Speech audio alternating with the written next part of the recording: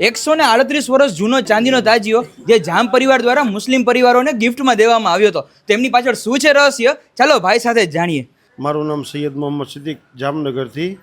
અને આપણે અત્યારે ઊભા છીએ ચાંદીનું તાજીઓ પરવાના નંબર 1, જે આપણે વિભા જામ પરિવારે સૈયદ પરિવારને અર્પણ કરવામાં આપેલ, અને એમની મન્નત પૂર્ણ થતાં આ તાજીઓ બનાવી અને સૈયદ પરિવારને આપેલ. 138 વર્ષ થયા અને હિન્દુ મુસ્લિમની એકતાનું પ્રતીક છે. જામનગરના તાજિયા કેમ પ્રખ્યાત છે, એની પાછળનું કારણ શું છે?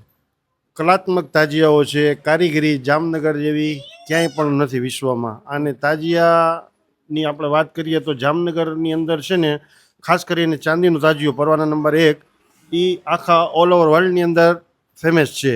અને ઇન્ટરનેશનલ માણસો પણ અહીંયા સલામ કરવા માટે, જોવા માટે આવે છે.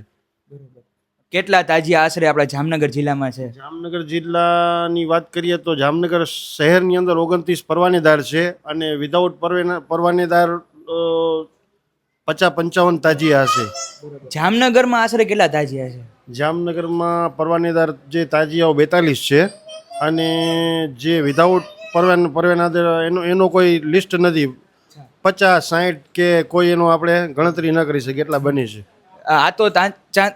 આ તો ચાંદીનો તાજીયો છે. બાકી ઓમ તાજિયા બનાવવામાં કેટલી મહેનત લાગે છે, કેટલા દિવસો લાગે છે? એમાં એવું છે કે 2.5-3 મહિના મોહરમ પહેલે બધા કામકાજ શરૂ કરી દઈએ છીએ. ત્યારે મોહરમ આવે ત્યારે ભેરું થાય છે. મતલબ કે 2.5-3 મહિનાની મહેનત હોય છે, છોકરાઓની, માણસોની, એ બધા કરતા હોય છે. 2.5-3 મહિને કામ પૂર્ણ થાય છે. હવે જે માણસોને નથી ખબર મોહરમ એટલે શું, એ તહેવાર કેમ ઉજવવામાં આવે છે? મોહરમ એટલે કે સરકાર શહીદ કરબલા ઇમામે હુસૈનની યાદમાં આ મનાવવામાં આવે છે. એમની યાદ તાજી થાય એટલે મુસ્લિમના હરેક માણસો કંઈ ને કંઈ તાજિયા બનાવે, શરબત પીવડાવે, નિયાઝ વિતરણ કરે. એમની યાદની અંદર ફક્ત ને ફક્ત મોહરમ તહેવાર એટલે એમની યાદ.